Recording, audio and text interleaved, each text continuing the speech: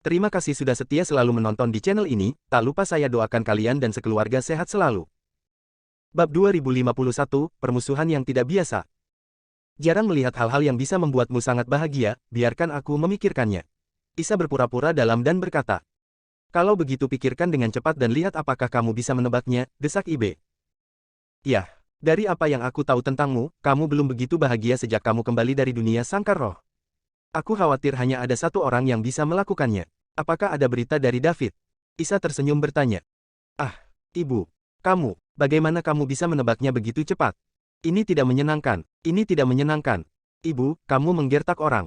Kata Ibe tidak puas. Aku ingin memberi kejutan pada ibuku. Tidak menyangka akan ditebak secepat ini. Ini membuat Ibe merasa IQ-nya dihina. Apakah sulit ditebak? Ibe, kamu tidak tahu. Sejak kamu kembali dari dunia sangkar roh, kamu hanya akan tersenyum ketika kita berbicara tentang David bersama. Kamu biasanya tidak tersenyum begitu bahagia. Ya, ada. Ibe tersipu dan bertanya dengan terbata-bata.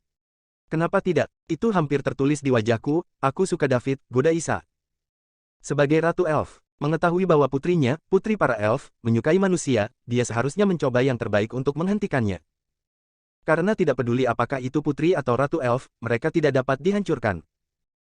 Jika tidak, keahlian khusus elf yang telah berlatih selama bertahun-tahun akan gagal, dan mereka tidak akan dapat mewarisi harta karun elf, dan tentu saja mereka tidak akan bisa menjadi Ratu Elf. Namun, Isa tidak hanya tidak punya ide untuk berhenti, tetapi malah memikirkan bagaimana cara mencocokkan Ibe dan David. Hanya karena identitas David, nasib para elf dapat diubah lagi. Meskipun elf memiliki daya tarik yang kuat sekarang, mereka melakukannya dengan cukup baik. Itu didasarkan pada fakta bahwa sesekali, para elf akan mengirimkan mata air keabadian dan banyak wanita elf ke kekuatan utama di wilayah Linglan. Setelah hari tertentu berhenti, maka hari-hari baik para elf akan berakhir. Meski elf saat ini jauh lebih baik dari sebelumnya. Tapi Isa masih belum puas dengan status quo. Dia ingin mencari pendukung yang kuat. Anda tidak harus berurusan dengan pasukan teratas, tetapi Anda masih dapat memiliki status yang cukup di domain Linglan. David adalah targetnya. Jangan katakan bahwa David menyukai Ibe. Bahkan jika dia jatuh cinta padanya, Isa akan setuju tanpa ragu untuk menjadi pengikut David demi seluruh klan elf. Dalam pandangan Isa, status David pasti mencengangkan jika dia memiliki kekuatan jiwa yang bahkan dia takuti pada usia ini. Bagaimana aku bisa? Ibu, kamu menggertak orang lain, aku tidak akan berbicara denganmu lagi, kata Ibe dengan marah. Oke, ibu bercanda denganmu, katakan padaku, berita apa yang dikirim David? Isa mengganti topik pembicaraan. Salah satu menyebutkan masalah ini. Senyum muncul di wajah Ibe lagi, dan dia berkata dengan gembira, Ibu, kakak David berkata bahwa dia akan datang ke upacara pengorbanan klan elf kita tepat waktu. Benarkah? David bilang dia akan datang. Isa juga datang tertarik. Alangkah baiknya jika David benar-benar bisa datang untuk berpartisipasi dalam upacara pengorbanan ini. Saya percaya bahwa sebagai David, dia pasti akan menghalangi semua kekuatan yang datang. Saat itu, para elf akan didorong ke ketinggian baru. Baik, baru saja dia menanyakan lokasi para elf, dan dia bergegas sekarang. Jawab Ibe dengan pasti. Mendengar ini, Isa sedikit mengernyit lagi. Mengapa David menanyakan lokasi elf kepada Ibe? Apakah dia tidak tahu di mana para elf tinggal? Tidak mungkin. Meski kekuatan elf tidak kuat sekarang, mereka sangat terkenal. Bagaimana bisa seorang bangsawan seperti David tidak mengetahui posisi para elf? Isa tidak tahu poin kunci dari masalah ini untuk saat ini. Tapi itu tidak mempengaruhi suasana hatinya. Dia tidak akan meragukan identitas dan kekuatan David. Lagi pula, Isa secara pribadi telah bertarung melawan David di dunia sangkar roh. Bahkan dengan harta warisan para elf, panah itu tidak membahayakan David. Bahkan di bawah ledakan kemarahan terakhir David, Isa benar-benar mengalami krisis kematian. Jiwa David terlalu kuat, bahkan jika Isa memiliki harta karun yang diwarisi dari para elf, saat menghadapi David, dia hanya bisa dibunuh dalam hitungan detik. Saat itu, Isa menebak bahwa identitas David pasti tidak sederhana. Karena David akan datang. Isa mulai memikirkan rencana yang sudah lama dia persiapkan. Hanya tidak pernah mendapat kesempatan untuk menerapkannya. Sekarang David membawa kesempatan ini. Segera, kebencian muncul di matanya, dan dia memancarkan aura pembunuh yang kuat. Ini adalah pertama kalinya Ibe melihat ibunya seperti ini, dan bertanya dengan sedikit ketakutan, Ibu, ada apa denganmu? Kata-katanya juga membangunkan Isa. Oh, tidak apa-apa. Aku baru saja memikirkan sesuatu sejak lama, jawab Isa dengan santai. Ibu, apa yang bisa membuatmu bertingkah begitu menakutkan? Tanya Ibe cemas. Ibe, kamu masih muda, dan ada beberapa hal yang belum kamu ketahui. Ibu, aku sudah tidak muda lagi, dan aku adalah putri para elf, jadi aku memenuhi syarat untuk mengetahui beberapa rahasia dari elf. Apa yang kamu pikirkan barusan yang membuatmu menunjukkan tatapan membunuh seperti itu, kata Ibe dengan serius. Dia baru saja mengatakan bahwa David datang untuk berpartisipasi dalam upacara pengorbanan para elf, dan ibunya menunjukkan tatapan membunuh. Saya secara alami berpikir bahwa David ada hubungannya dengan niat membunuh ibunya, jadi dia terus bertanya. Meskipun dia tidak merasa bahwa ada kebencian yang mendalam antara David dan ibunya, dia tetap ingin tahu. Isa menatap putrinya. Saya pikir jika rencana itu akan dilaksanakan, saya mungkin perlu membantunya. Bukan hal yang buruk untuk memberitahunya sebelumnya. Jadi Isa bertanya, Ibe, apakah Anda masih ingat bahwa begitu para elf mengalami bencana, puluhan ribu wanita elf dibawa pergi dalam satu pot, dan kemudian dijual ke berbagai bagian wilayah Linglan, yang menyebabkan banyak masalah pada saat itu. Waktu itu adalah sensasi besar. Tentu saja aku ingat, itu adalah rasa sakit abadi keluarga elf kami, puluhan ribu orang. Begitu saja, mereka dijual oleh hewan-hewan itu dan menjadi mainan hewan lain, menderita pelecehan dan penghinaan yang kejam. Kata pada titik ini, mata Ibe memerah. Rupanya dia ingat klan yang diperdagangkan itu. Saat itu, dia masih sangat muda, tapi dia tidak berani melupakannya. Ini adalah rasa sakit para elf, dan itu juga merupakan musuh bebuyutan. Ingat saja, kamu masih muda saat itu, kupikir kamu lupa, Isa mengangguk. Bagaimana mungkin? Aku tidak akan pernah lupa, Ibu, kamu adalah ratu elf terbaik dari para elf, dan idola Ibe. Jika bukan karena kamu, para elf masih akan hidup dalam kegelapan seperti itu. Hidup sebagai seorang mangsa, kata Ibe dengan ekspresi kagum. Umur elf benar-benar berbeda dari manusia. Sejak mereka lahir, mereka telah menyerap aura atribut kayu antara langit dan bumi untuk menyehatkan tubuh mereka. Tumbuh lambat dan memiliki umur panjang. Meski penampilan Ibe setara dengan manusia berusia 20-an, dia sebenarnya berusia ratusan tahun. Bab 2052 Eksploitasi. Tidak, aku belum melakukannya dengan cukup baik, karena para elf masih memiliki balas dendam berdarah yang belum terbalaskan. Jika aku tidak membalas dendam ini, para elfku tidak akan pernah bisa mengangkat kepala mereka, kata Isa, dengan kebencian di matanya niat membunuh juga keluar lagi. Ibe tiba-tiba menyadari ketika dia mendengar kata-kata itu, ternyata ibunya sedang memikirkan perseteruan berdarah para elf, jadi dia mengeluarkan niat membunuh, jadi dia membujuk, Ibu, jangan terlalu menekanmu. Meskipun Anda adalah Ratu Elf, balas dendam bukanlah tanggung jawab Anda sendiri adalah tanggung jawab setiap anggota elf, kita harus bersatu untuk membalaskan dendam orang-orang itu dan membuat bajingan itu membayar harganya. Elf, aku bersumpah. Aku harus membalas dendam darah ini selama masa jabatanku sebagai Ratu Elf, kalau tidak aku tidak akan punya wajah untuk bertemu dengan nenek moyang elf. Ibu, jangan katakan itu. Ratu Elf terbaik di sejarah elf, tanpamu, kami bahkan mungkin tidak berani keluar dari hutan elf, apalagi Tangtang sedang berjalan di daerah Linglan, kata Ibe cepat. Kata-katanya juga benar. Sekalipun Isa gagal membalas dendam, itu tidak akan mempengaruhi kontribusinya pada para elf, apalagi menggoyahkan posisinya di kalangan elf. Isa menggelengkan kepalanya dan berkata dengan nada yang dalam, Ibe, jika Anda memiliki kesempatan untuk membuat hewan-hewan itu membayar harganya sekarang, apakah Anda bersedia melakukannya? Tentu saja, Ibu, jika Anda membutuhkan saya untuk melakukan sesuatu, katakan saja pergi. Selama saya bisa membalaskan dendam klan, saya bersedia melakukan apa saja. Kata Ibe tanpa ragu. Kesempatan ada di sini sekarang. Upacara pengorbanan ini adalah waktu terbaik bagi kita untuk membalas dendam. Mata Isa menunjukkan cahaya dingin. Ibu ingin kakak David membantu. Aku bisa menebak apa yang Ibu Isa pikirkan. Ya, David adalah orang dengan kekuatan jiwa terkuat yang pernah saya lihat di antara generasi muda. Identitasnya tidak boleh sederhana. Karena dia datang ke upacara pengorbanan kali ini adalah kesempatan terbaik kita. Balas dendam akan jauh pergi, dan kekuatan musuh ada di sana, dan sulit melakukannya sendiri. Isa mengangguk dan mengakui. Meskipun kekuatan lain di domain Linglan memiliki hubungan yang baik dengan para elf. Tapi ini hanya bisa dipertahankan jika para elf mengirimkan banyak manfaat setiap saat. Dan mereka tidak akan bersusah payah menghancurkan kekuatan lain demi para elf. Karena manfaatnya tidak cukup. Di antara kekuatan utama di domain Linglan. Untuk mengerjakan soal yang melibatkan banyak hal, akan diadakan rapat inti untuk menimbang pro dan kontra sebelum mengambil keputusan. Mustahil untuk melewati pertemuan kecuali ada cukup minat untuk menggerakkan hati mereka. Bahkan kepala rumah tangga tidak bisa berbicara sendiri. Untuk menyinggung manusia bersayap demi para elf. Tidak layak. Anda harus tahu bahwa ras manusia bersayap tidak dihancurkan oleh siapapun yang mau. Ada cukup banyak kekuatan di domain Linglan yang dapat menghancurkan ras manusia bersayap, tetapi tidak banyak yang ingin menghancurkan mereka tanpa cedera. Tapi Ibu, bahkan jika kakak David memiliki kemampuan itu, apakah dia akan membantu kita? Lagi pula, kita belum lama saling kenal, dan hubungan kita tidak begitu baik. Ibe bertanya dengan cemas. Terserah kamu, Isa tersenyum. Lihat aku. Tidak, tidak, tidak. Aku tidak bisa melakukannya. Bagaimana mungkin saudara David mendengarkanku? Aku tidak memiliki kemampuan itu. Ibe menggelengkan kepalanya berulang kali. Dia benar-benar tidak percaya diri untuk meminta David membantu para elf. Ini bukan masalah seseorang, tapi masalah kekuatan. Bahkan jika David bersedia membantu para elf, apakah kekuatan di belakangnya bersedia?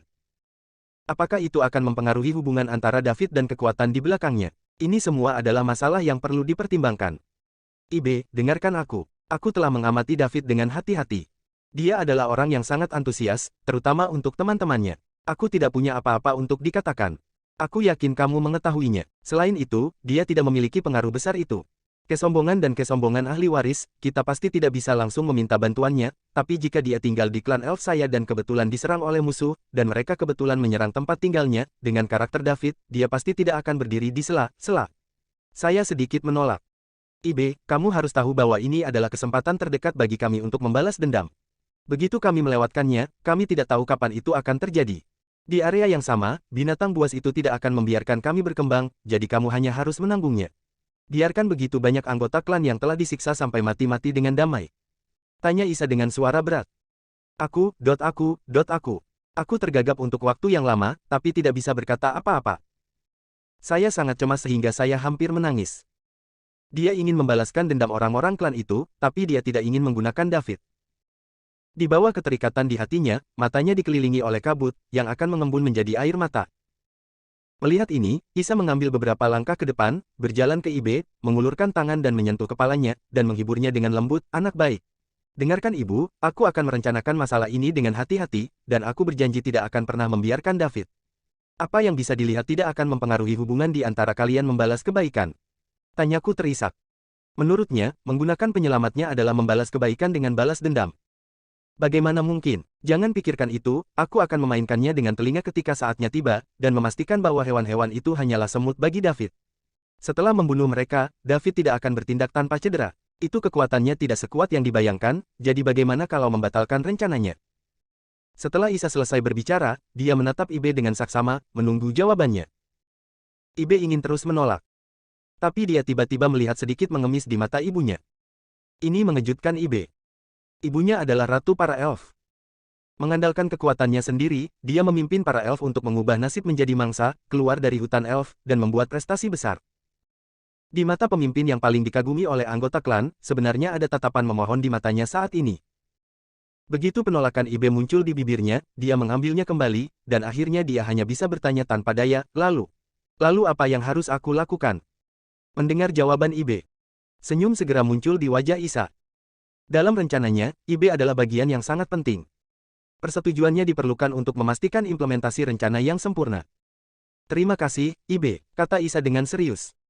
Ibu, kamu tidak perlu berterima kasih padaku.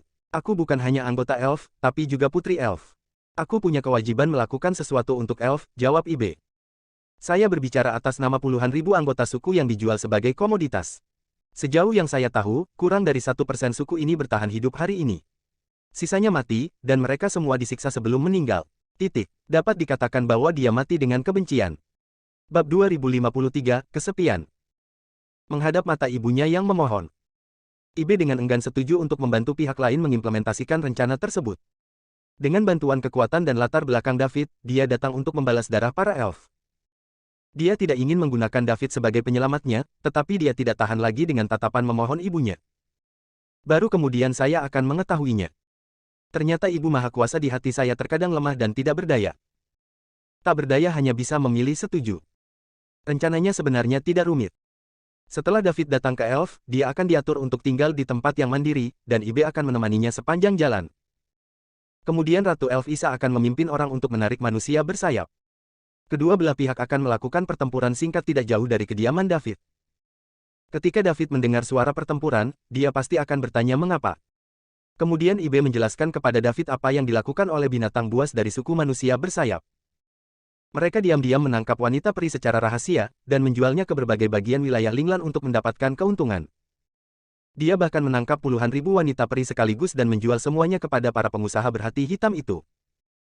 Sambil menjelaskan, Ibe juga bisa menunjukkan beberapa gambar kepada David. Semuanya adalah siksaan tidak manusiawi yang diderita oleh wanita elf setelah mereka dijual. Mereka bahkan tidak bisa bunuh diri. Dia hanya bisa menahan rasa sakit dan siksaan tanpa akhir sampai dia mati.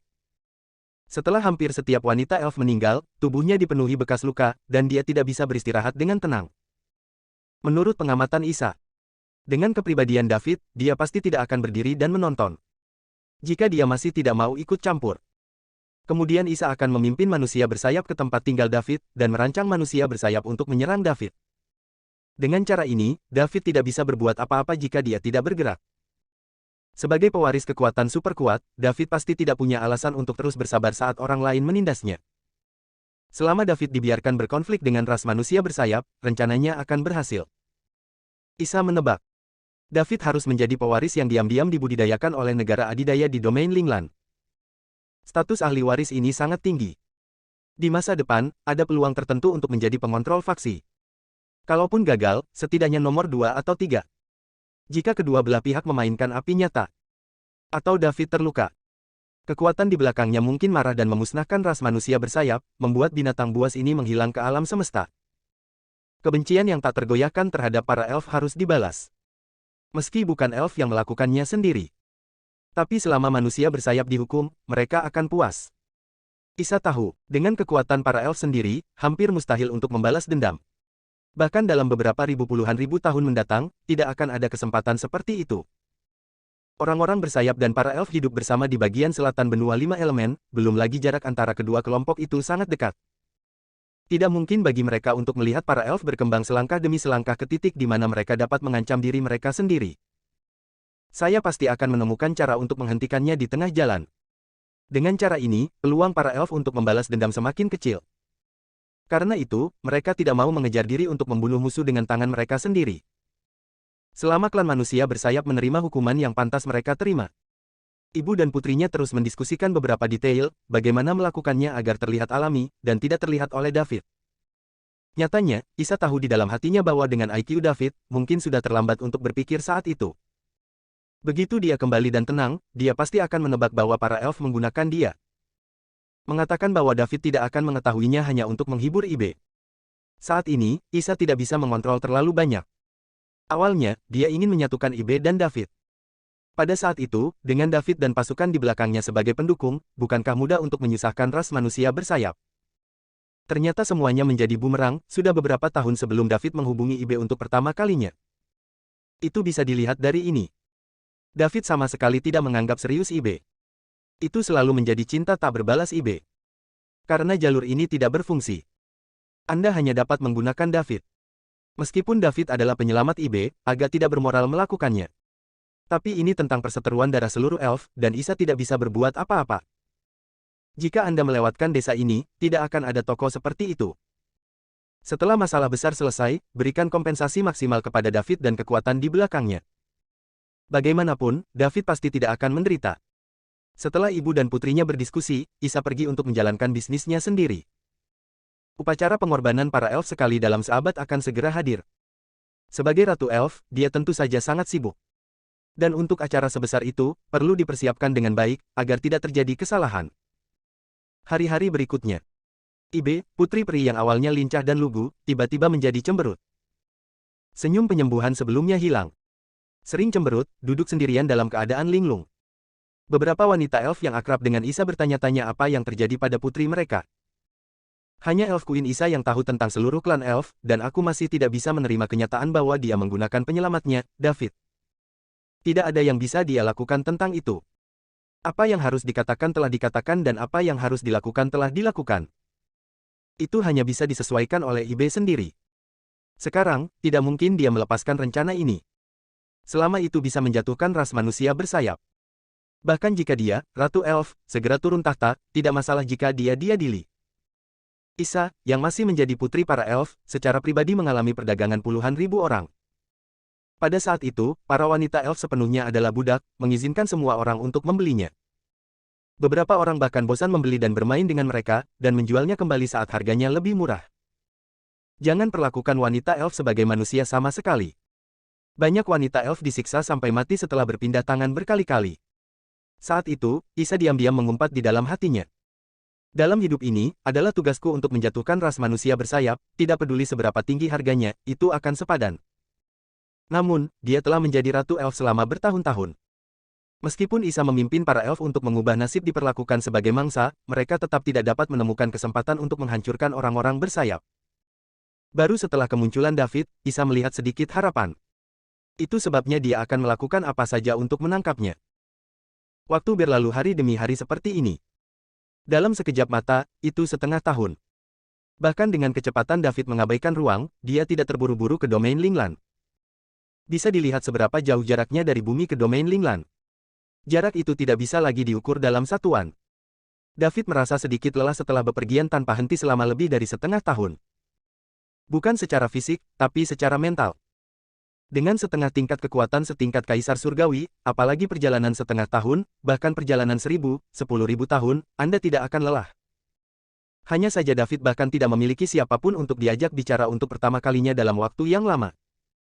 Rasa kesepian yang belum pernah terjadi sebelumnya melanda dirinya. Untuk memastikan kesehatan mentalnya, David memutuskan untuk berhenti dan mencari planet atau benua dengan kehidupan berakal untuk beristirahat sejenak. Setidaknya cari seseorang untuk diajak bicara, hilangkan kebosanan. Bab 2054, Galaksi Tanpa Batas.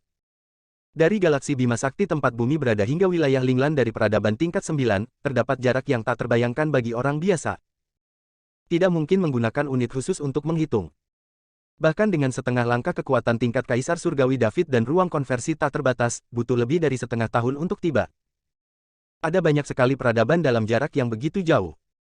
Tentu saja, kebanyakan dari mereka adalah peradaban tingkat menengah dan rendah. Peradaban maju sedikit dan jarang. Dan mereka berdua kelas 7 dan 8. Hanya ada satu peradaban tingkat 9 baru-baru ini, dan itu adalah domain Linglan. Galaksi yang luas. Ini adalah peradaban tingkat keempat, terletak di tengah-tengah antara serbuan David ke domain Linglan. Karena David tidak tahan kesepian karena tidak memiliki siapapun untuk diajak bicara selama setengah tahun, dia berhenti dan kebetulan muncul di dekat galaksi yang luas. Melihat peradaban bertabur bintang di depan. Merasakan nafas kehidupan, David terjun, siap untuk berbicara dengan manusia atau kehidupan berakal lainnya. Setelah menahan diri selama lebih dari setengah tahun, dia hampir lupa bagaimana berbicara. David baru hidup beberapa lusin tahun sejak dia lahir. Jika dia tidak mendapatkan sistemnya, dia sudah menjadi pria parubaya. Bumi juga kalah dengan peradaban galaksi Bima Sakti dan dunia astral. Seperti nenek moyang dari kekuatan besar di Star Void Realm, mungkin butuh ratusan tahun untuk mundur dan menerobos alam, atau untuk berlatih teknik rahasia. Namun, terobosan David di setiap retret tidak melebihi 3 hari. Secara alami, saya tidak terbiasa sendirian selama lebih dari setengah tahun tanpa memiliki seseorang untuk diajak bicara. Jika makhluk cerdas lainnya tahu bahwa butuh waktu kurang dari 100 tahun bagi David untuk menjadi pusat kekuatan Kaisar Realm sejati, atau tingkat Kaisar Langit yang hampir terakhir di alam Kaisar, saya tidak tahu bagaimana dia akan bereaksi. Diperkirakan tidak ada yang akan mempercayainya.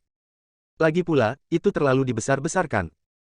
Belum lagi setengah tingkat Kaisar Surgawi, itu adalah pusat kekuatan dari alam suci, yang tidak dapat dicapai setelah ribuan atau bahkan puluhan ribu tahun. Ada alam dewa di tengah.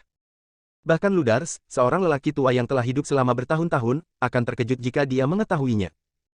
Setelah David memasuki alam tanpa batas, dia tidak melangkah lebih jauh, dan langsung mendarat di planet hidup terdekat. Dia sangat perlu berbicara dengan seseorang untuk menghilangkan kebosanannya. Bintang pecah. Itu adalah planet kehidupan tempat David turun. Meskipun hanya planet paling marginal di galaksi luas dari peradaban tingkat keempat, ia juga jauh lebih besar dari bumi, bahkan dibandingkan dengan matahari, tidak terlalu besar. Saat ini, di jalan resmi yang luas di bintang pecah, ada 3 gerobak binatang yang bergerak cepat. Lusinan binatang seperti ternak mengikuti di depan dan belakang gerobak binatang, dan di sekitar mereka, dan setiap binatang menunggangi seorang pria di punggungnya. Para pria mengenakan seragam. Rupanya mereka berada di luar untuk melindungi orang-orang di dalam mobil buas, bertindak seperti penjaga. Setelah David datang ke Breaking Star, dia kebetulan melihat tim Biskar. David, yang tidak berbicara selama setengah tahun, tiba-tiba sangat gembira karena akhirnya dia melihat orang yang hidup, jadi dia berhenti di depan tim mobil buas. Berhenti. Melihat seseorang menghalangi jalan di depan, pemimpin kapten penjaga memberi isyarat besar untuk memberi isyarat kepada kendaraan buas di belakang untuk berhenti. Semua gerobak hewan terparkir rapi di jalan dinas yang lebar. Aku tidak tahu siapa kamu. Mengapa kamu menghalangi jalanku? Kapten penjaga menatap David seperti kilat dan bertanya. Pada saat yang sama, tubuh tegang, siap menembak kapan saja. Penjaga lainnya juga memperketat lingkaran mereka dan melindungi dengan ketat ketiga gerobak binatang itu. Semua penjaga bersiaga. Dia memandang David yang berdiri di depan tim. Sebagai penjaga yang berpengalaman, mereka secara naluriah merasa bahwa menghentikannya secara tiba-tiba bukanlah hal yang baik.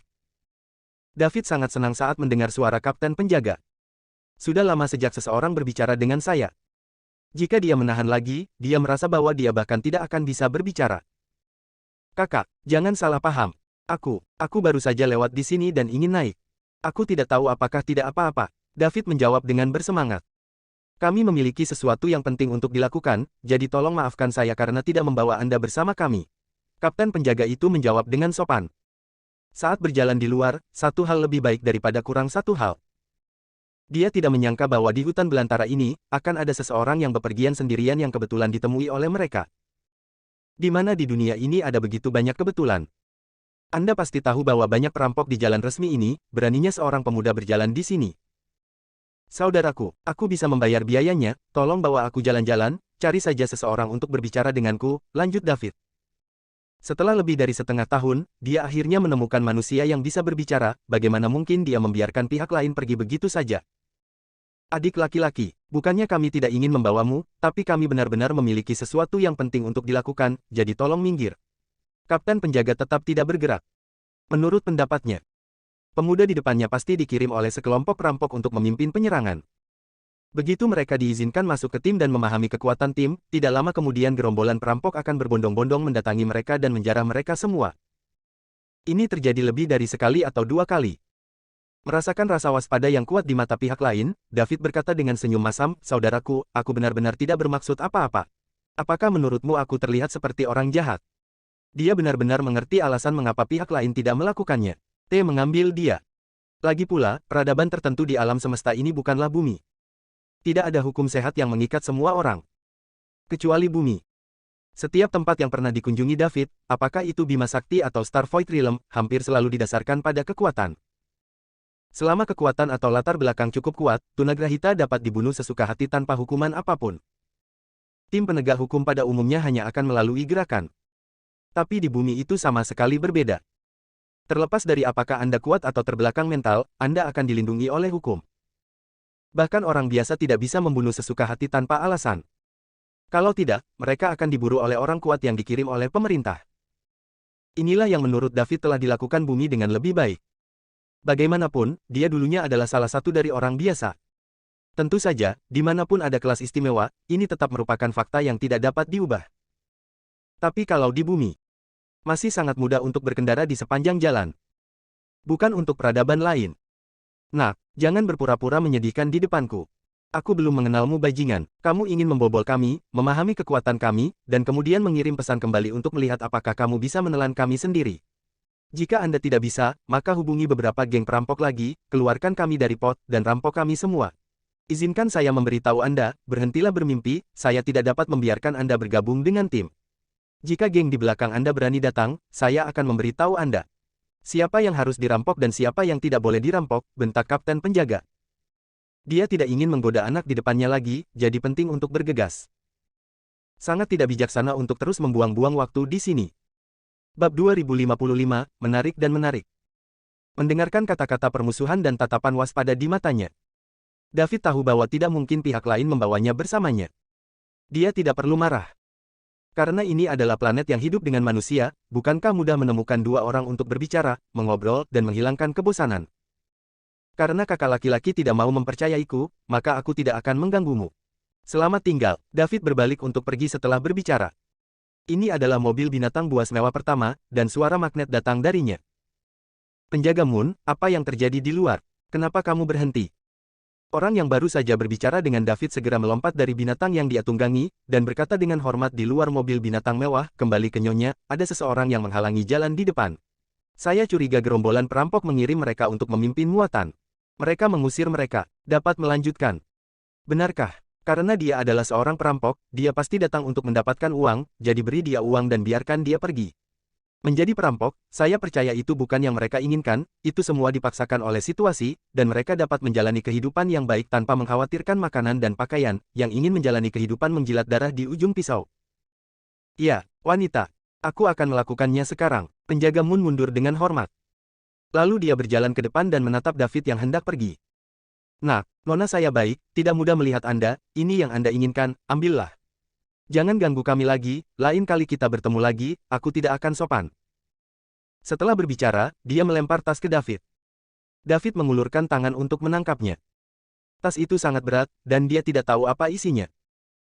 Penjaga Moon menunggangi monster itu, sementara David mundur, mengawasi tim dari dia lewat di depannya. Penjaga Moon terus menatapnya sampai tim pergi, lalu dia menatap David dalam-dalam dan dengan cepat mengejarnya. David berdiri diam dan melihat ke arah masuk yang akan dibawa oleh tim, membuka tas di tangannya. Sinar cahaya keemasan meluap, dan mata David membelalak. Ini, emas. Keluarkan isi tas. Bukankah itu hanya batu bata emas? Hanya saja batu bata emas berbeda dengan emas di bumi. Masih ada perbedaan mendasar antara batu bata. Lagi pula, di bumi, tidak peduli emas murni jenis apa atau 10.000 emas murni, itu hanyalah emas. Ketika tidak ada cahaya di malam hari, itu tidak terlihat.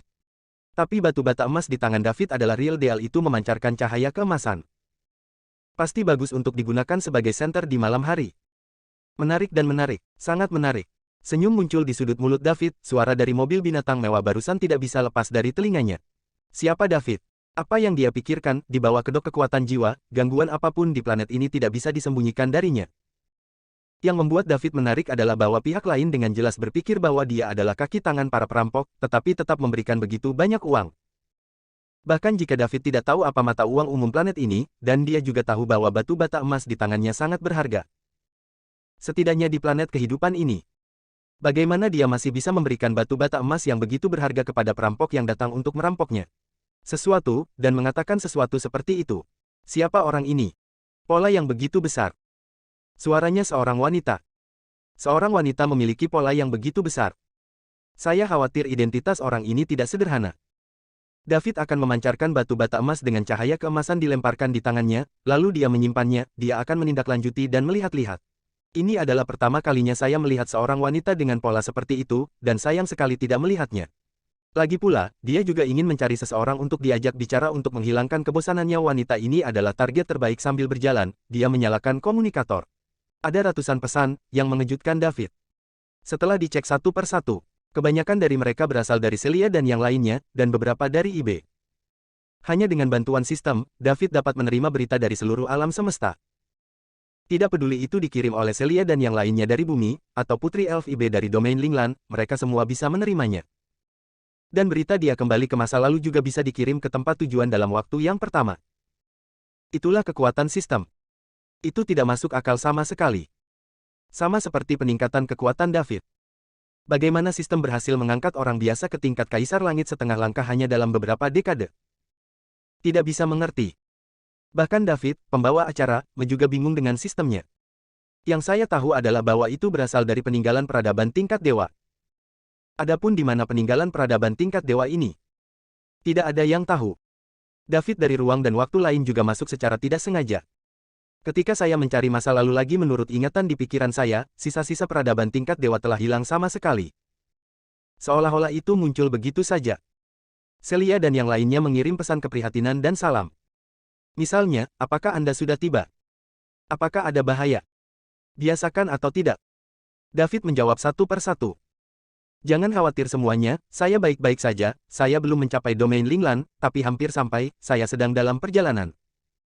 Di masa depan, setelah semua orang mencapai alam abadi, saya akan mengajak Anda melakukan perjalanan. Setelah membalas Celia dan yang lainnya, David mulai kembali ke IB, Putri para Elf. Dia juga bertanya pada David kapan dia bisa pergi ke hutan Elf. Hubungi dia ketika Anda tiba, sehingga Anda dapat mengajak David berjalan-jalan di hutan Elf.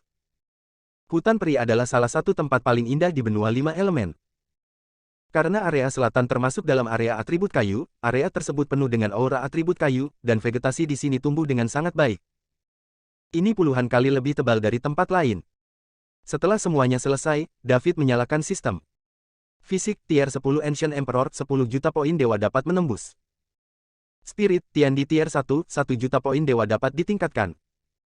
Kekuatan tempur, setengah langkah. Poin Tiandi tier Senhao, 2.868.524. Keahlian khusus Clone level 6. David cukup puas dengan peningkatan poin dewa. Dalam setengah tahun, naik menjadi lebih dari 200, mendekati 3 juta. Meski tidak secepat dulu, kesempatan seperti itu sulit didapat. Sekarang Nameles City telah kembali tenang, David sudah sangat puas bahwa harganya masih bisa naik banyak. Kalau terus begini, butuh 2 atau 3 tahun untuk mencapai 10 juta. Tunggu sampai fisik menerobos ke tingkat pertama Kaisar Surga, lalu bekerja sama dengan 81 klon dari teknik klon tingkat 6. Pusat kekuatan Kaisar Surgawi Juan di Ludars tidak akan memprihatinkan. Pada saat itu, ia tidak akan mampu bersaing dengannya, tetapi akan hancur total. David memikirkannya, sudah lebih dari setengah tahun, bukankah seharusnya dia pergi ke dunia sangkar roh untuk melihat Pak Tua Adam dan Laura? Keduanya bekerja keras untuk membantu diri mereka sendiri mendapatkan poin dewa, dan dia, penjaga toko yang lepas tangan, harus mendorong dan mendorongnya. Dan David merasakannya sejak dia akan mencapai domain Linglan. Saya juga ingin bertemu keduanya dalam kenyataan karena emosi dan alasan, lagi pula mereka banyak membantu saya. Bagi mereka yang setia padanya, David pasti tidak akan membiarkan pihak lain menderita. Bab 2056, Dua Pilihan. David menemukan tempat yang relatif tersembunyi di hutan di sebelah jalan resmi, mengatur formasi secara acak, menyembunyikan tubuhnya, dan memasuki dunia sangkar roh melalui sistem. Faktanya, dengan kekuatan fisiknya saat ini berada di peringkat ke-10 dari peringkat Kaisar kuno. Di bintang pemecah galaksi tak terbatas ini dengan peradaban tingkat keempat, bahkan jika dia ditemukan tanpa membentuk formasi, tidak ada yang bisa menyakitinya. Bahkan pembangkit tenaga Inonak teratas di galaksi yang luas tidak ada hubungannya dengan tubuh David. Yang terkuat di antara peradaban tingkat keempat tidak lain adalah alam abadi. Dia bahkan tidak mencapai Saint Realm. Bagaimana mungkin melukai tubuh fisik orang kuat di alam kekaisaran? Tidak ada level di antara keduanya.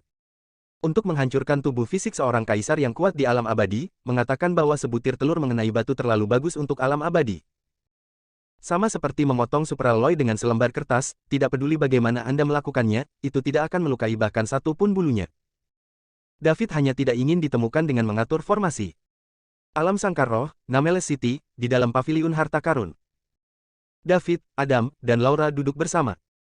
Karena David membunuh Bun dan Lyra sebelumnya, menyebabkan terlalu banyak masalah. Akibatnya, seluruh Nameles City tahu bahwa bos di belakang paviliun harta karun tidak bisa dikacaukan. Secara alami, tidak ada yang berani mengganggu paviliun harta karun lagi. Tidak ada masalah yang perlu dia atasi.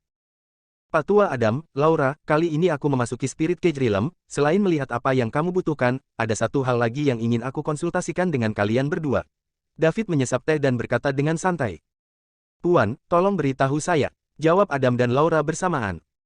Kamu telah bersamaku untuk waktu yang lama. Kamu telah banyak membantuku dan menyelesaikan banyak masalah. Sejujurnya, aku sangat berterima kasih kepada kalian berdua. David meletakkan cangkir teh di tangannya, melihat ke arah mereka berdua, dan berkata dengan serius. Dia mengatakan yang sebenarnya. Adam dan Laura sangat membantunya. Jika bukan karena mereka berdua, dia mungkin tidak bisa mencapai kekuatannya saat ini. David adalah orang lain yang tahu bagaimana bersyukur. Ia tidak akan pelit kepada orang yang telah membantunya. Tuanku, jangan katakan itu. Saya melakukan apa yang harus saya lakukan. Jika bukan karena tuanku, saya, Adam, masih akan mencari nafkah di tempat kecil seperti kota Ember. Bagaimana saya bisa melihat dunia besar dan menyadari nilai saya sendiri? Kesempatan, seharusnya aku yang mengucapkan terima kasih. Adam bangkit dengan cepat.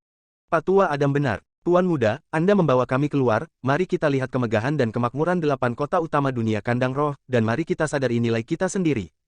Kitalah yang harus mengucapkan terima kasih. Laura juga ikuti. Oke, duduk dan bicara, aku hanya mengungkapkan perasaanku, katakan saja dengan santai. David memberi isyarat kepada keduanya untuk duduk. Adam dan Laura saling memandang dan duduk perlahan, mereka secara naluriah merasa ada yang tidak beres dengan Tuan Muda hari ini. Tuan Muda belum pernah mengatakan hal seperti itu sebelumnya. Di hati dua orang dapat mengikuti David. Ini jelas merupakan berkah terbesar dalam hidup mereka. Berani bersikap tangguh, dua keluarga teratas Aston dan Hart, membunuh keturunan langsung dari kedua keluarga tersebut, dan tidak ada yang salah dengannya. Bisakah orang seperti itu didekati oleh siapa saja? Saat ini David berbicara lagi. Seperti yang kalian semua tahu, Spirit Cage World adalah dunia virtual, dan itu hanya tempat bagi semua orang untuk melatih kekuatan jiwa mereka. Setelah menyelesaikan masalah di sini, fokusku masih akan kembali ke dunia nyata. Pada saat itu, Anda memiliki dua pilihan. Satu, terus membantu saya melakukan hal-hal di dunia nyata, dan yang lainnya memberi Anda sumber daya dan manfaat yang cukup, dan kemudian Anda dapat kembali ke keluarga atau mengembangkan diri, terserah Anda. Kata David dalam ide hatinya. Apa yang dia katakan dengan menyelesaikan masalah di domain Linglan adalah untuk meningkatkan kekuatan fisik dan mentalnya ke tingkat ke-10 Kaisar Langit. Saat itu, Anda dapat menarik diri dari dunia sangkar roh. Menurut perhitungan, masih ada selisih lebih dari 20 juta yuan. Dengan tingkat pertumbuhan poin dewa saat ini, tujuannya dapat diselesaikan dalam 4 hingga 5 tahun paling cepat, 7 atau 8 tahun paling lambat, dan paling lama tidak lebih dari 10 tahun. 10 tahun adalah proses panjang bagi manusia di bumi. Tapi untuk makhluk di domain Linglan, semuanya berakhir dalam sekejap. Lagi pula, umur makhluk di sini terlalu lama. Alam abadi memiliki setidaknya satu masa hidup, bahkan jika Anda tidak mencapai alam abadi, tidak masalah untuk hidup selama ribuan tahun. Tuanku, kami memilih untuk bersamamu. Adam dan Laura menjawab hampir bersamaan bahkan tanpa memikirkannya. Kamu tidak harus menjawabku begitu cepat. Masalah di dunia sangkar roh sudah cukup untuk kamu kerjakan selama beberapa tahun lagi. Kamu bisa memikirkannya perlahan selama periode ini. Beri aku jawaban kapan waktunya. Datang, Anda telah bersama saya begitu lama dan memahami karakter saya, David. Tidak peduli pilihan apa yang Anda buat pada akhirnya, saya akan mendukung Anda sepenuhnya, dan saya tidak akan pernah memperlakukan Anda dengan buruk, dan Anda selalu dapat datang kepada saya jika kamu mengalami kesulitan di masa depan. David menambahkan. Terima kasih Tuan Muda. Terima kasih Tuan Muda. Keduanya berdiri lagi, membungkuk pada David, dan berkata dengan tulus. Seperti yang dikatakan David. Mereka tahu karakter putra mereka.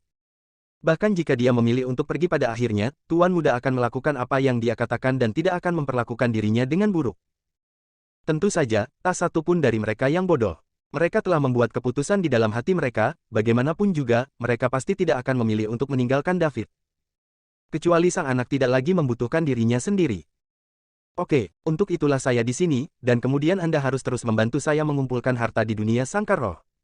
Saya mungkin menghabiskan lebih sedikit waktu di sini di masa depan, jadi saya akan menyerahkannya kepada Anda di sini. Jangan khawatir, tuanku, kami pasti akan menyelesaikan tugas yang Anda percayakan kepada kami, janji Adam. Tuan Muda, Anda dapat menjalankan bisnis Anda sendiri dengan nyaman. Kami cukup di sini, dan saya berjanji tidak akan mengecewakan Anda, kata Laura juga. Nyatanya, mereka sangat bingung. Mengapa Tuan Muda membeli begitu banyak harta? Benarkah hanya karena hobi mengoleksi? Hanya menghabiskan puluhan triliun koin roh untuk membuat diri Anda bahagia. Pikiran orang besar memang di luar pemahaman orang biasa. Di mata Adam dan Laura, tidak peduli seberapa kayanya mereka tidak bisa melakukan ini, bukan? Sejujurnya, tak satu pun dari mereka mempercayainya.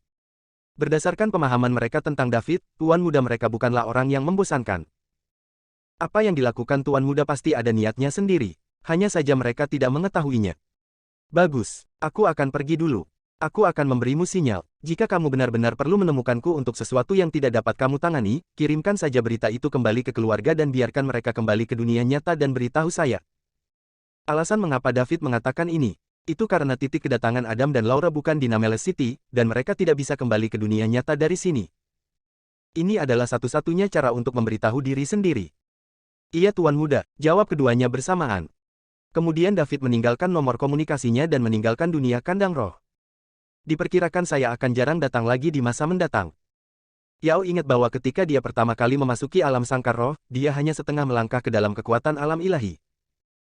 Tapi sekarang, dia telah melintasi alam ilahi, mencapai tingkat kaisar surgawi setengah langkah, dan hanya setengah langkah lagi untuk mencapai tingkat terakhir alam kaisar, berdiri di puncak domain Linglan. Kecepatan ini tidak bisa lagi disebut cepat. Bab 2057, Panah Roh Patah. Peradaban level 4, Galaksi Tak Terbatas, Bintang Pecah. 3 mobil buas mewah bergerak cepat. Lusinan penjaga membungkus mobil buas itu dengan kuat, melindungi keselamatan orang-orang di dalam mobil buas yang mewah itu.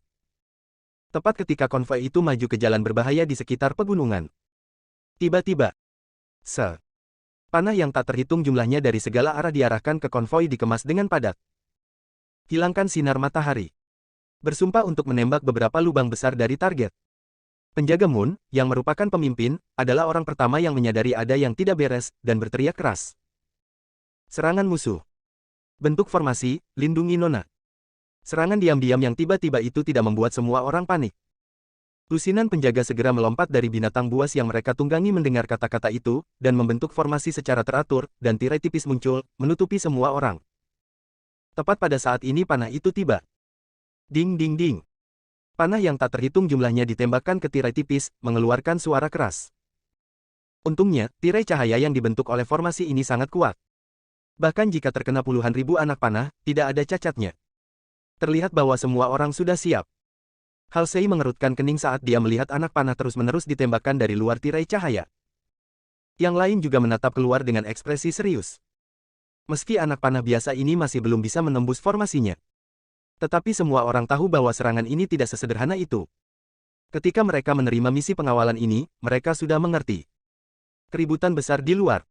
Anehnya, tidak ada suara tegang atau bahkan pertanyaan dari mobil hewan mewah itu. Rupanya, orang-orang di dalamnya juga pernah mengalami angin kencang dan ombak, dan mereka tidak ingin mengganggu para penjaga. Saat ini, ding! Suara yang jauh lebih kuat dari panah biasa yang mengenai tirai cahaya bergema di telinga semua orang. Semua orang mengikuti suara itu dan melihat celah kecil muncul di tirai cahaya yang dibentuk oleh formasi. Penjaga Moon terkejut. Tidak bagus, perhatian semuanya. Ini adalah panah pemecah semangat. Ini semua tentang mempertahankan hasil formasi. Kita tidak boleh membiarkan musuh menerobos formasi. Lusinan penjaga tegang setelah mendengar kata-kata itu, dan mulai keluar semua. Segera, Guard Moon juga bergabung dengan formasi untuk menjaga stabilitas formasi. Dengan bergabungnya penjaga terkuat keluarga Moon, pertahanan tirai cahaya menjadi lebih kuat lagi, dan retakan kecil itu langsung diperbaiki. Semua orang menunjukkan ekspresi lega. Tapi Anda pikir itu sudah berakhir? Satu demi satu, panah pemecah semangat dicampur dengan panah biasa, mengenai tirai cahaya terus-menerus. Ding ding ding. Suara tumbukannya keras, sedang dan kecil dan besar. Tapi dengan tambahan penjaga Moon, kekuatan pertahanan dari Array jelas meningkat satu level. Panah pemecah roh, yang baru saja mampu membuat celah kecil di tirai cahaya, tampaknya tidak berpengaruh sekarang, tidak berbeda dengan panah biasa lainnya. Tapi apakah ini benar-benar terjadi? Tentu saja tidak. Panah roh yang patah terus mengenai tirai cahaya. Tekanan pada penjaga yang mempertahankan formasi sangat besar. Lagi pula, formasi pertahanan ini membutuhkan usaha keras untuk mempertahankannya. Setelah semua orang kelelahan, tirai cahaya pertahanan yang dibentuk oleh formasi akan menghilang. Saat itu, puluhan penjaga telah kehilangan kekuatannya, bagaimana mereka bisa melawan musuh? Sebagai pemimpin misi pengawalan ini, Halsey dengan cepat mengetahui strategi musuh. Lawan ingin menggunakan panah pemecah semangat mereka untuk menghabiskan kekuatan fisik mereka, dan ketika mereka kelelahan, mereka bisa memenangkan pertempuran ini yang seharusnya memakan banyak korban tanpa usaha apapun. Orang baik. Cahaya dingin melintas di mata Halsey. Banyak sekali. Panah pemecah semangat adalah senjata yang sangat berharga. Masing-masing bernilai uang. Dan hanya bisa digunakan sekali. Hanya dalam waktu sesingkat itu, ratusan dari mereka telah digunakan. Tampaknya musuh telah menghabiskan banyak uang dan tidak mau memberi mereka kesempatan. Dan para perampok tidak mampu membeli sesuatu seperti panah spiritual. Identitas musuh kali ini jelas tidak biasa. Halsey Moon tahu bahwa ini tidak dapat dilanjutkan. Hanya pertahankan formasi seperti itu untuk sementara waktu. Kekuatan fisik setiap orang telah dikonsumsi 1/10. Lanjutkan. Tidak butuh waktu lama, ketika kekuatan fisik habis, formasi akan hilang secara otomatis. Saat itu, mereka bahkan tidak sempat berjuang keras, dan mereka hanya bisa dibantai. Semuanya dengarkan aku, musuh kali ini bukan masalah kecil. Mereka berbeda dari pertemuan sebelumnya. Mereka telah menghabiskan uang. Mereka, panah roh yang patah ini tampaknya bebas dari uang. Ratusan dari mereka telah ditembak, dan aku telah firasat bahwa mereka tidak akan berhenti. Tujuannya adalah untuk menggunakan panah pemecah semangat kita untuk menghabiskan kekuatan fisik kita, dan ketika kita semua kelelahan, kita hanya bisa dibantai. Halsey berkata dengan keras. Setelah mendengar ini, semua penjaga tegang. Jika benar apa yang dikatakan Kapten Moon, maka keadaan akan menjadi sangat buruk. Kapten Moon, lalu apa yang harus kita lakukan? Seseorang bertanya dengan lantang. Satu-satunya cara sekarang adalah menarik formasi dan melawan musuh sampai mati. Masih ada peluang untuk bertahan hidup, jawab Halsey. Tapi kita tidak tahu kekuatan tempur spesifik musuh. Bukankah lebih berbahaya untuk keluar? Dengan gerakan seperti itu, kita tidak bisa duduk diam dan menunggu sampai kekuatan fisik kita habis, dan kita akan melakukannya. Tidak punya kesempatan untuk mencoba yang terbaik. Halsey menjelaskan dengan lantang. Ding ding ding. Orang-orang dalam formasi sedang mendiskusikan tindakan balasan. Panah di luar masih mengenai tirai cahaya terus-menerus. Panah spiritual tidak menunjukkan tanda-tanda berkurang. Saya pikir lebih baik bagi kita untuk berada di sisi yang aman. Saya tidak percaya musuh memiliki begitu banyak panah penghancur semangat. Ada hampir ribuan dari mereka. Selama mereka tidak memiliki panah penghancur semangat, panah biasa tidak akan merusak formasi kita sama sekali. Itu tidak dapat menghabiskan kekuatan fisik kita. Itu adalah wakil kapten penjaga yang mengemukakan pendapat berbeda. Ini tentang keselamatan Anda sendiri. Setiap orang harus berhati-hati. Selama itu bisa bertahan sampai panah pemecah semangat musuh habis. Setiap orang dapat beralih untuk memulihkan kekuatan mereka dan mempertahankan formasi. Tanpa kekuatan penghancur yang mutlak, tidak ada cara untuk menembus formasi pertahanan ini. Di antara lusinan penjaga, beberapa mendukung Kapten Moon, sementara yang lain mendukung wakil kapten lainnya. Setiap orang memiliki pendapat mereka sendiri. Masing-masing memiliki alasannya sendiri. Bagaimanapun, kepribadian setiap orang berbeda. Ada yang radikal, ada juga yang mengejar stabilitas. Halsey tidak bisa mengambil keputusan untuk sementara waktu. Meskipun dia adalah kapten penjaga. Tapi itu tidak bisa menentukan hidup atau mati orang lain. Setelah pilihan yang salah dibuat, konsekuensinya akan menjadi bencana. Karena setiap orang memiliki pendapat yang berbeda dan tidak dapat bersatu, kami hanya dapat meminta pendapat Nyonya. Kami akan melakukan apa yang harus Nyonya lakukan, kata Halsey. Setuju. Setuju. Tidak ada pendapat. Lusinan penjaga berbicara satu persatu. Padahal, meski para pengawal setuju, mereka tetap perlu meminta persetujuan Nona sebelum bisa dilaksanakan. Lagi pula, orang di dalam mobil mewah itu adalah pemiliknya. Bab 2058, apakah Anda ingin? David kembali ke dunia nyata. Di bintang terobosan di tepi galaksi tak terbatas dengan peradaban tingkat keempat. Dia dengan santai menghapus formasi yang telah dia atur, lalu bangkit dan mulai mengejar konvoi tadi. Dia sangat ingin tahu tentang siapa yang duduk di gerobak binatang itu sangat besar, dan tidak ada kesombongan dari para pejabat itu.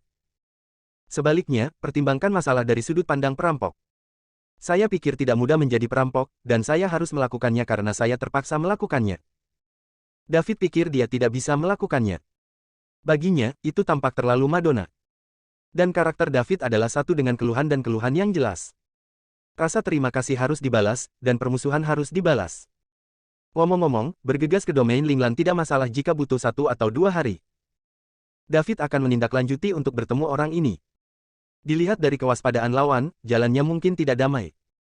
Jika Anda menemukannya, tolong bantu saya. Pertemuan adalah takdir. Saat kekuatan menjadi lebih kuat dan lebih kuat, David mulai percaya pada jalan takdir.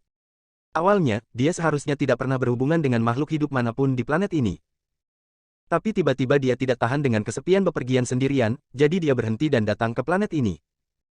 Ini mungkin pengaturan takdir. Sisi medan perang ini.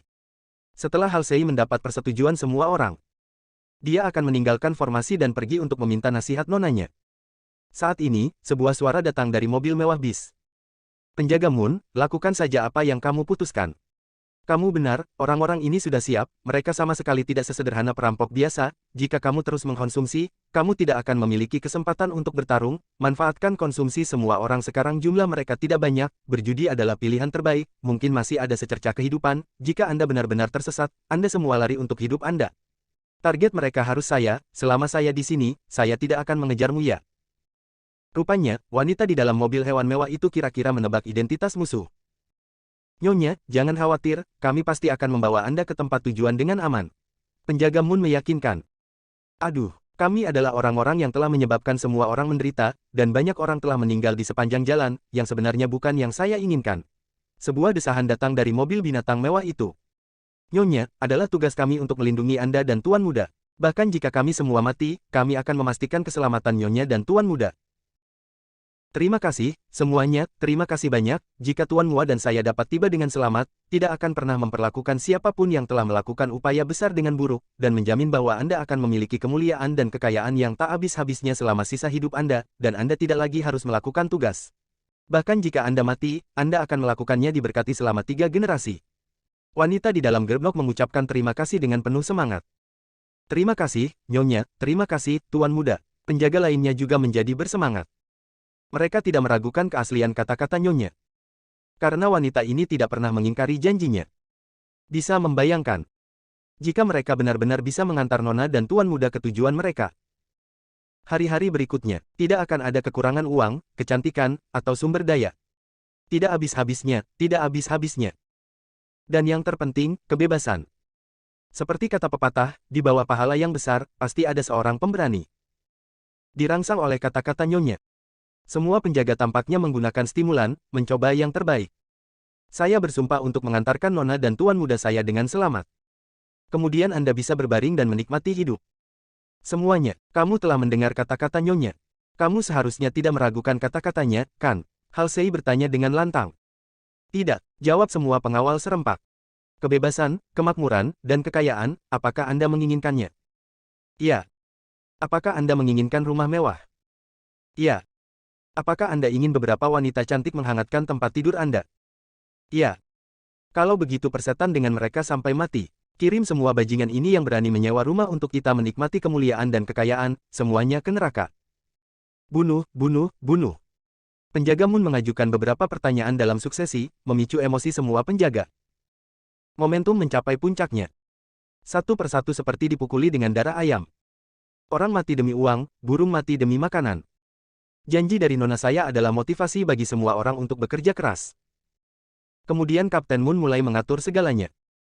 Aku akan menghitung sampai 3-1 nanti, dan semua orang akan menghapus formasi bersama-sama, dan kemudian satu tim akan tinggal bersama kita untuk melindungi nona, dan sisanya akan bergegas keluar untuk menghadapi musuh di kejauhan. Kemenangan adalah milik kami, seperti halnya kemuliaan dan kekayaan. Siapapun yang berani berdiri di depan akan mati. Penjaga Moon adalah orang yang paling kuat di seluruh penjaga, dan dia harus tetap melindungi nonanya. Bagaimanapun, keselamatan nona adalah prioritas utama. Jika ada yang tidak beres dengan nyonya, jadi bagaimana jika semua musuh musnah pada akhirnya? Jika misi gagal, apa yang menanti mereka mungkin lebih mengerikan daripada kematian. Ini juga alasan mengapa tidak ada yang tergerak ketika nyonya menyuruh semua orang lari untuk hidup mereka ketika dia mengatakan dia tidak terkalahkan. Mereka tahu sejak mereka menerima misi bahwa mereka akan mati dalam misi, atau berhasil dikawal, mendapatkan kembali kebebasan mereka, dan menikmati kemuliaan dan kekayaan yang tak terhitung jumlahnya di sisa hidup mereka. Serangan musuh ini bukan yang pertama kali, pada awalnya ada ratusan orang dalam tim, dan mereka semua tewas dalam serangan diam-diam musuh berulang kali, pada akhirnya hanya tersisa belasan orang. Tentunya yang bisa bertahan adalah anggota paling elit dari tim pengawal ini. Setiap dari mereka bisa berdiri sendiri saat dibawa keluar. Bersiaplah. 3, 2, 1. Bunuh. Bunuh. Lusinan penjaga bermata merah tampak seperti puluhan binatang buas yang tidak takut hidup dan mati. Saat formasi ditarik. Kecuali Halsey dan tim pertama, yang lainnya bubar, menempel di tanah dan bergegas menuju musuh di kejauhan. Mereka yang bisa dipilih untuk menjalankan misi pengawalan ini adalah elit di antara elit. Kekuatan setiap orang tidak lemah. Ditambah dengan gaya bertarung yang tak kenal takut. Biarkan musuh yang bersembunyi di kegelapan di kejauhan merasa kedinginan. Para penjaga yang bergegas keluar harus secepatnya mengganggu serangan musuh, agar musuh tidak bisa terus menembakkan panah. Kapten Moon yang tersisa dan tim pertama adalah kunci dari pertempuran ini. Apa yang harus mereka hadapi adalah panah biasa yang tak terhitung jumlahnya, serta panah pemecah semangat yang bercampur dengan panah biasa. Panah biasa lebih baik, dan mereka tidak terlalu mengancam elit seperti mereka. Bahkan jika tertembak, itu tidak menimbulkan banyak kerusakan. Tetapi panah spiritual berbeda. Setelah terkena panah pemecah semangat, bahkan penjaga Moon yang paling kuat pun akan terluka parah, atau bahkan terbunuh oleh satu pukulan.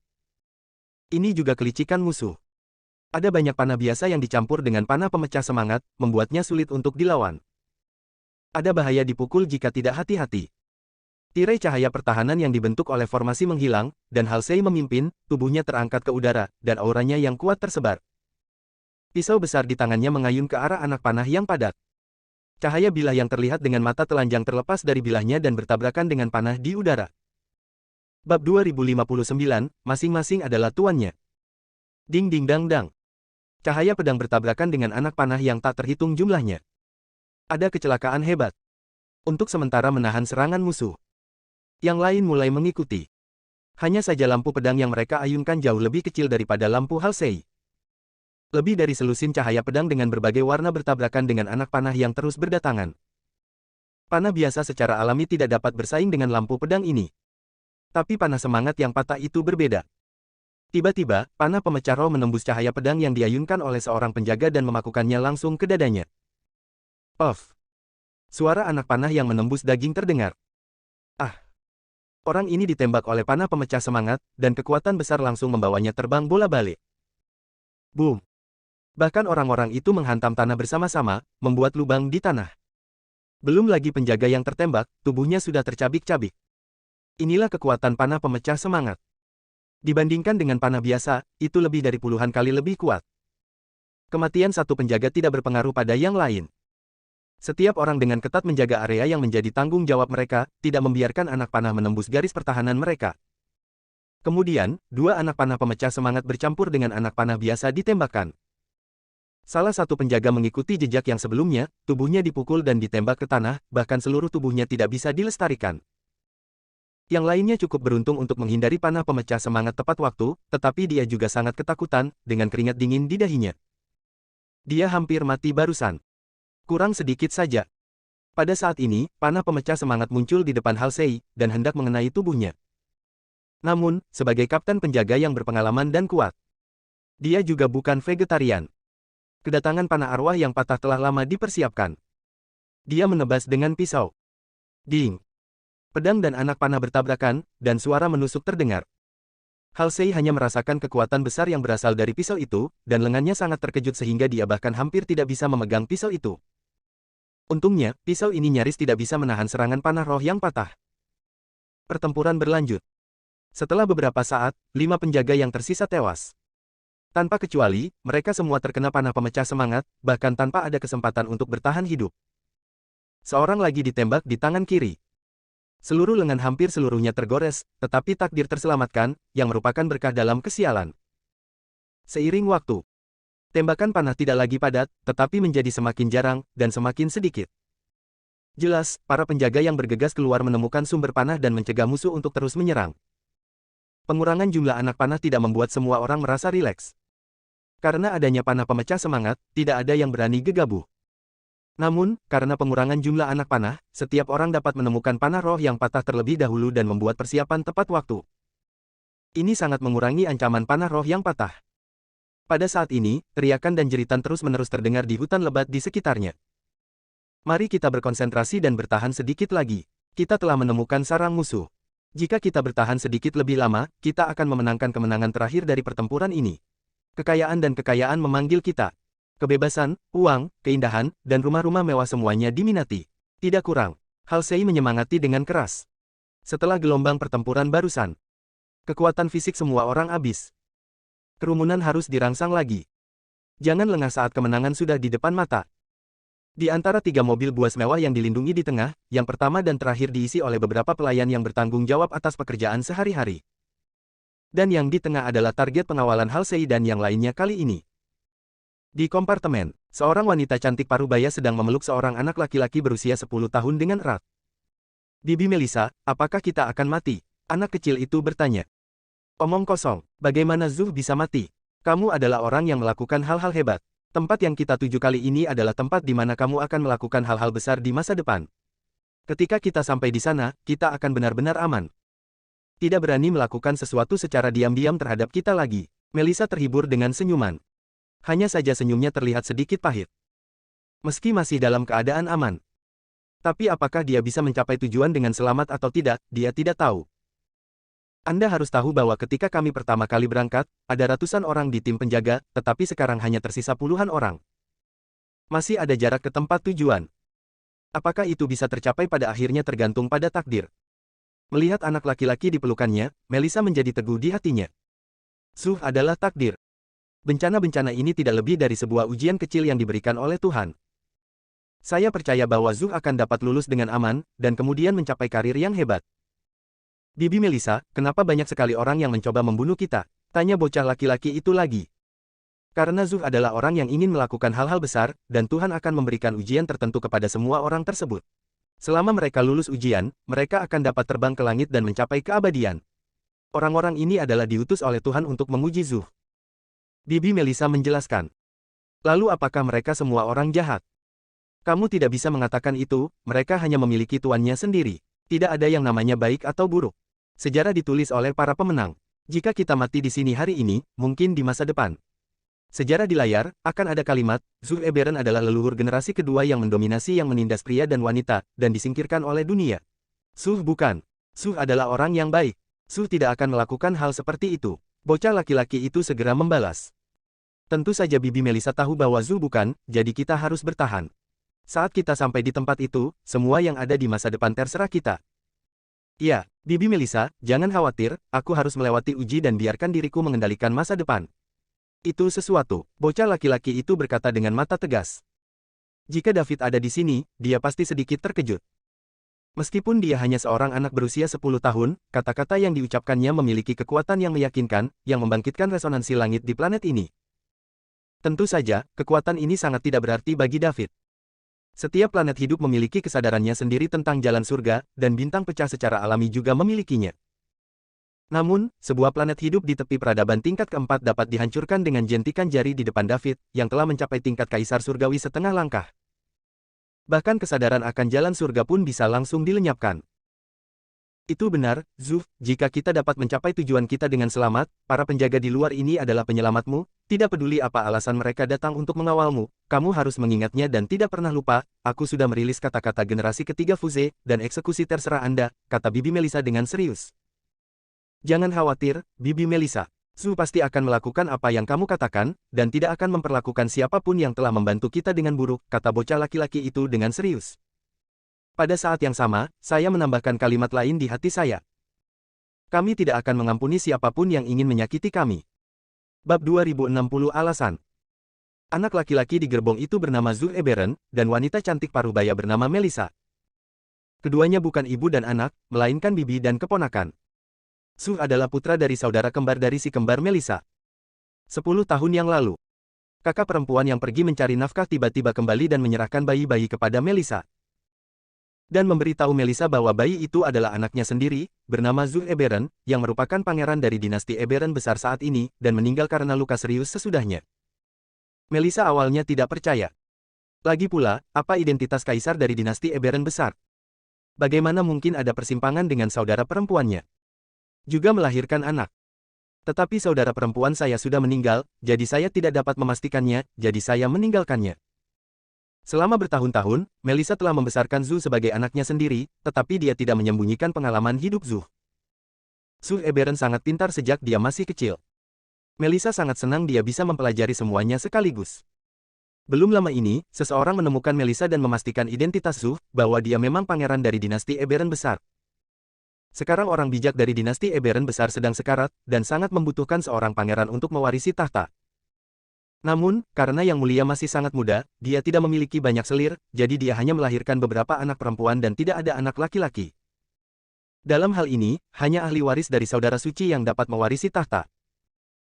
Pada akhirnya, Yang Mulia ingat bahwa dia masih memiliki seorang anak di luar, jadi dia memerintahkan orang kepercayaannya untuk menemukan Zhu sesuai dengan alamat dalam ingatannya, dan berencana membawanya kembali untuk mewarisi tahta. Awalnya, Yang Suci tidak memiliki ahli waris. Saudara laki-lakinya semua berlomba-lomba untuk anak mereka sendiri untuk mewarisi tahta. Pada akhirnya, seorang anak haram tiba-tiba muncul, lalu kenapa? Lalu ada adegan Zhu diburu. Adapun para penyerang, tidak perlu dikatakan identitas mereka, pasti saudara-saudara dari Yang Mulia tidak ingin melihat Zhu kembali, jadi mereka mengatur banyak penyergapan di jalan. Dua orang di gerbong sedang berbicara. Ada perubahan baru dalam situasi pertempuran di luar. Para penjaga yang bergegas keluar menemukan musuh yang menembakkan panah bersembunyi di hutan lebat satu persatu, dan membunuh mereka, yang sangat mengurangi tekanan di pihak penjaga Moon. Semua penjaga sangat gembira, merasa kemenangan sudah di depan mata. Tunggu, semuanya, musuh yang bersembunyi dalam kegelapan telah ditemukan oleh orang-orang kita, dan mereka semua akan segera musnah. Kemenangan milik kita, teriak Kapten Moon dengan keras. Dia menghibur para penjaga yang secara bertahap melemah. Nyatanya, mereka yang bertahan berada di bawah tekanan terbesar, dan hampir semua orang mengalami cedera. Di hadapan panah biasa yang padat dan panah pemecah roh yang tersembunyi, keselamatan Nona dan Tuan Muda harus dijamin. Bila perlu, ia bahkan tak segan-segan menggunakan tubuhnya untuk menahan serangan musuh. Jika Nyonya dan Tuan Muda melakukan kesalahan, semuanya akan berakhir. Saat itu, belum lagi kemuliaan dan kekayaan yang tiada habisnya, bahkan kematian pun bisa menjadi kemewahan. Dengan kata-kata Kapten Moon, itu mengasyikkan. Beberapa penjaga yang kelelahan menggigit lidah mereka dengan keras, memaksakan diri untuk berkonsentrasi, dan terus menahan panah yang ditembakkan dari hutan lebat. Pertarungan intensitas tinggi jangka panjang telah menghabiskan kekuatan fisik mereka, dan ditambah dengan luka di tubuh mereka, mereka hampir tidak dapat bertahan. Tiba-tiba, panah pemecah roh menembus tubuh seorang penjaga, dengan kekuatan yang kuat, ia melesat ke belakang dan ke bawah bersama dengan tubuh penjaga. Dan targetnya kebetulan adalah mobil buas mewah tempat wanita cantik Melissa dan bocah laki-laki Zhu berada. Kapten Moon tercengang saat melihat situasi ini. Tidak bagus. Sebelum dia sempat memikirkannya, dia hanya mengayunkan pisaunya. Lampu pisau sepanjang beberapa meter terlepas dari bilahnya, dan bertabrakan dengan panah pemecah roh dan tubuh penjaga. Boom! Darah dan daging berterbangan kemana-mana. Meskipun pisau Kapten Moon menghentikan panah Poling agar tidak maju, itu juga meledakkan rekan satu timnya menjadi pecahan yang tak terhitung jumlahnya dan menyebarkan mereka kemana-mana. Untungnya, krisis untuk sementara terangkat. Kapten Moon tidak peduli dengan rekan satu timnya yang membunuhnya secara tidak sengaja. Setelah terkena panah pemecah semangat, tidak ada kemungkinan untuk bertahan hidup. Bahkan jika dia masih hidup saat itu, dia akan segera mati. Kapten Moon sudah sering melihat situasi seperti ini. Untuk melindungi keselamatan Nona dan Tuan Muda, semuanya sepadan. Semuanya bersorak, hati-hati, jangan gagal di saat terakhir ini, pikirkan tentang kehidupan masa depan, selama Nona dan Tuan Muda diantarkan dengan selamat ke tujuan, Anda akan memiliki kemuliaan dan kekayaan yang tak ada habisnya. Kapten Moon berkata dengan keras. Pertempuran berlanjut. Para penjaga yang bergegas keluar memang menemukan beberapa musuh yang bersembunyi di hutan lebat dan menembakkan panah, tetapi karena jumlah musuh yang terbatas dan tersebar, tidak mungkin untuk membersihkan mereka semua dalam waktu singkat. Para penjaga yang menjaga mobil mewah untuk melindungi Nona dan Tuan Muda itu mati satu persatu. Bahkan di masa jayanya, mereka tidak bisa menahan serangan diam-diam dari panah roh yang patah, apalagi dalam situasi saat ini banyak tenaga fisik. Hanya Kapten Moon dan beberapa penjaga yang lebih kuat yang bisa bertahan untuk saat ini, tetapi kondisi mereka semakin buruk. Pada saat yang sama, para penjaga yang bergegas ke hutan lebat untuk mencari musuh juga menemui perlawanan keras kepala. Sekelompok musuh tiba-tiba muncul. Kekuatan jarak dekat sama sekali tidak hilang dari penjaga elit ini. Itu menyebabkan ancaman dan kerugian besar bagi para penjaga. Kapten Moon juga perlahan menyadari ada yang tidak beres. Masuk akal bahwa penjaga lain telah berada di hutan lebat untuk waktu yang lama, dan musuh yang tersembunyi harus hampir dilenyapkan. Namun, anak panah di hutan lebat terus ditembakkan. Sekarang. Berdengung. Serangkaian suara menusuk terdengar. Kapten Moon menunggu penjaga lainnya mengikuti suara itu dan melihat ke atas. Saya melihat panah pemecah semangat yang padat menyerang dengan kecepatan ekstrim. Setidaknya ada beberapa ratus secara kasat mata. Sejumlah besar panah pemecah semangat membuat Kapten Moon dan yang lainnya menjadi bodoh. Semua orang membeku di tempat, menatap kosong keratusan panah pemecah semangat, bahkan lupa untuk melawan. Nyatanya, mereka tidak lupa, tapi menyerah. Bagaimana cara melawan begitu banyak panah pemecah semangat? Bahkan Kapten Moon, yang terkuat, merasakan ketidakberdayaan yang kuat di dalam hatinya. Dia mengerti bahwa tidak mungkin baginya untuk menyelamatkan Nona dan Tuan Mudanya di bawah serangan begitu banyak panah pemecah semangat. Di bawah kekuatan serangan yang kuat dari panah roh yang patah. Kekuatan pertahanan mobil mewah itu tidak layak disebut sama sekali. Segera gerobak binatang yang ditunggangi oleh Nona dan Tuan Muda akan ditembakkan ke sarang lebah, dan di bawah kekuatan kuat dari panah pemecah roh, mereka berdua akan marah di tempat. Dan begitu Nona dan Tuan Muda meninggal.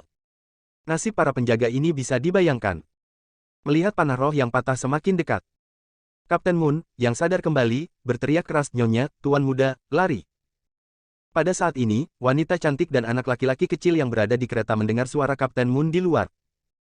Krisis kematian yang kuat menimpa mereka berdua. "Bibi Melissa!" teriak Zuf dengan wajah pucat. "Zuf, jangan takut, dengan Bibi Melissa di sini, tidak akan terjadi apa-apa." Melissa berkata dengan lembut dan mantap. Bersambung.